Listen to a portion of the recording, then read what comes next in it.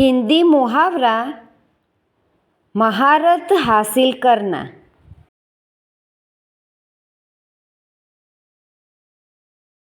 महारत हासिल करना अर्थ योग्यता प्राप्त करना।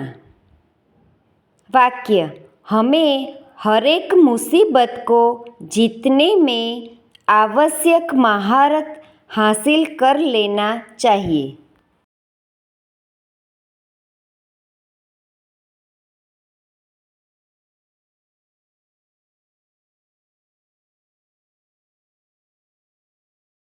Thank you friends. Please like, share and subscribe.